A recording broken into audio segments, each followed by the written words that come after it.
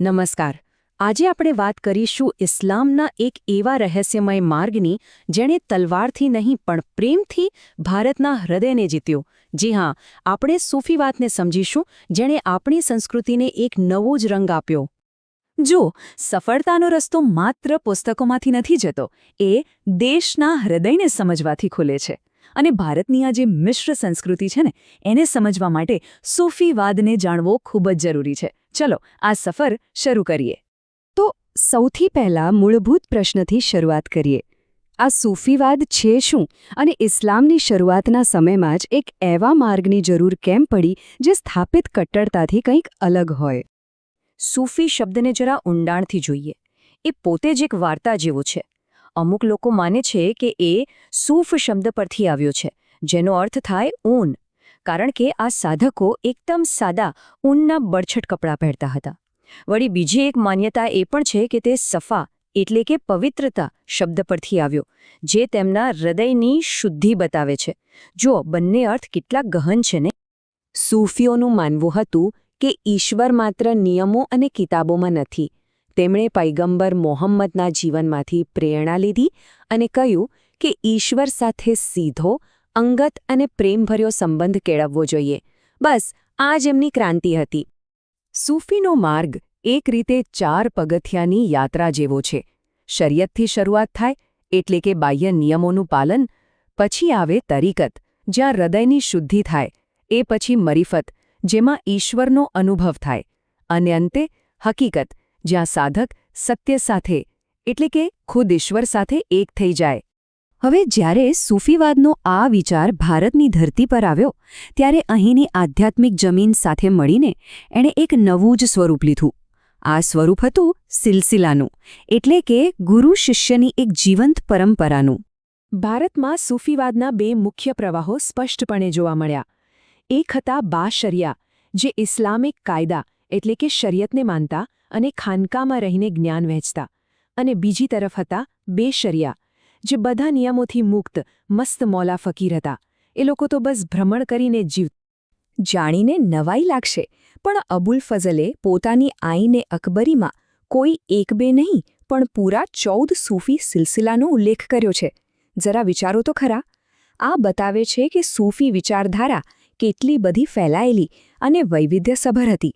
પણ હા, એ વાત સાચી કે આ બધામાંથી મુખ્યત્વે 5 પરંપરાઓ એવી હતી જેણે ખરેખર ભારતના ઇતિહાસ પર એકદમ અમિટ છાપ છોડી.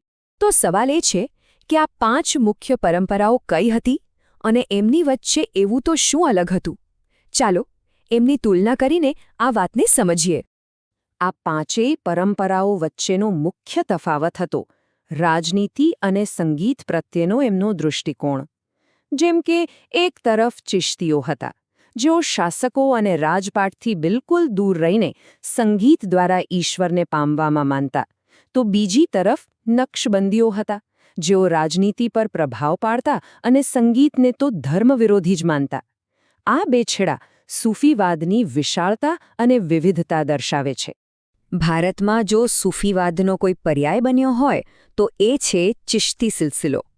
ખ્વાજા મોઇનુદ્દીન ચિશ્તીએ શરૂ કરેલી આ પરંપરાનો મૂળ મંત્ર જ હતો પ્રેમ અને માનવ સેવા.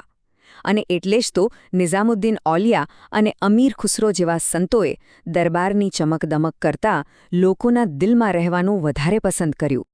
હવે ચિશ્તીઓના ઉદારવાદથી એકદમ વિપરીત હતા નક્શબંદી સિલસિલાના લોકો. શેખ અહમદ સરહિંદી જેવા એના પ્રણેતાઓએ તો અકબરની સર્વધર્મ સંભાવની નીતિનો ખુલ્લેઆમ વિરોધ કર્યો. એમની જે કટ્ટર વિચારધારા હતી એ ઔરંગઝેબ જેવા શાસકની રાજનીતિને બરાબર બંધબેસતી હતી. એટલે જ એમને શાહી સમર્થન પણ મળ્યું. હવે એક બહુ જ રસપ્રદ વાત, મુઘલ સંગીતના જે શિખર ગણાય છે એ તાનસેન એ કોના શિષ્ય હતા ખબર છે? એક સત્તારી સૂફી સંત હઝરત મુહમ્મદ ગૌસના. આ એક જ ઉદાહરણ સત્તારી પરંપરાની સંગીત પ્રત્યેની નિષ્ઠા સાબિત કરવા માટે કાફી છે. ભલે આ સિલસિલા અલગ અલગ હતા, પણ એમના મૂળમાં એક સમાન દાર્શનિક વિચારધારા વહેતી હતી.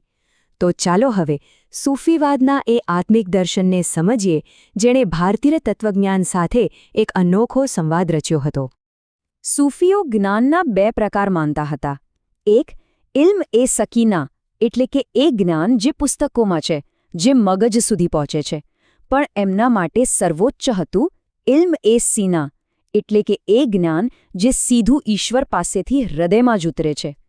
એક રીતે કહીએ તો એક જ્ઞાન વાંચેલું છે અને બીજું અનુભવેલું. અને જ્યારે કોઈ સાધક ઈશ્વરમાં એવું તો લીન થઈ જાય કે એના અને ઈશ્વર વચ્ચે કોઈ ભેદ જ ન રહે, ત્યારે એના મુખમાંથી શબ્દો સરી પડે છે અન અલ હક એટલે કે હું જ સત્ય છું. આ સૂફી દર્શનનું શિખર છે, એક એવો દાવો જેણે એ સમયના અનેક કટ્ટરપંથીઓને હચમચાવી દીધા હતા. હવે જરા ધ્યાનથી સાંભળજો. અન અલ હક આ સાંભળીને ઉપનિષદનું મહાવાક્ય અહમ બ્રહ્માસ્મિ યાદ નથી આવતો? એક કહે છે હું સત્ય છું, બીજો કહે છે હું બ્રહ્મ છું. રસ્તા ભલે અલગ હોય પણ મંઝિલ તો એક જ છે, આત્મા અને પરમાત્માની એકતા. આ જ તો આપણા ભારતની ખરી ઓળખ છે. અને જેમ ગંગા અને જમુના નદીઓ મળીને એક નવો પવિત્ર પ્રવાહ બનાવે છે, બસ એ જ રીતે સૂફીવાદ અને ભક્તિ આંદોલનના વિચારો મળીને ભારતમાં એક નવી સંસ્કૃતિનો ઉદય થયો. એ સંસ્કૃતિ એટલે ગંગા જમુની તહેઝીબ. આ એકતાનો પાયો તલવાર નહોતી, પણ પ્રેમ અને દર્શન હતા. પણ આ બધી તો સદીઓ જૂની વાતો થઈ. આજે એનું શું મહત્વ? શું સૂફીવાદ ફક્ત ઇતિહાસના પાનામાં જ રહી ગયો છે? ચાલો જોઈએ કે આજના સમયમાં એના વિચારો કેટલા પ્રાસંગિક છે. આજની દુનિયામાં જ્યાં ધર્મના નામે દિવાલો ઊભી કરવામાં આવી રહી છે, ત્યાં સૂફીવાદ આપણને પુલ બાંધવાનો રસ્તો બતાવે છે.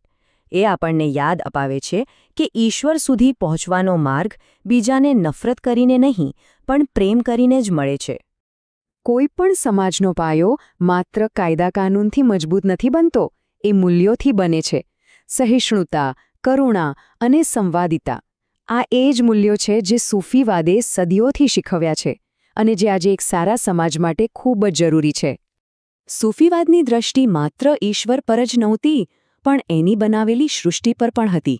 પ્રકૃતિનો આદર કરવો, પોતાની જરૂરિયાતો ઓછી કરવી અને બીજા જીવોની સેવા કરવી, આ બધા સિદ્ધાંતો આજે જેને આપણે સસ્ટેનેબલ ડેવલપમેન્ટ કહીએ છીએ એના મૂળમાં છે. તો અંતે સવાલ એ જ છે કે આપણે સૂફીવાદને શું સમજીએ? ઇતિહાસનું એક પ્રકરણ કે પછી આપણા ભવિષ્ય માટેનો એક નકશો? શું એના પ્રેમ અને એકતાના સંદેશમાં આપણી આજની સમસ્યાઓનો ઉકેલ છુપાયેલો છે? આ પ્રશ્ન પર વિચારવા માટે આપ સૌને છોડીને હું રજા લઉં છું. નમસ્કાર.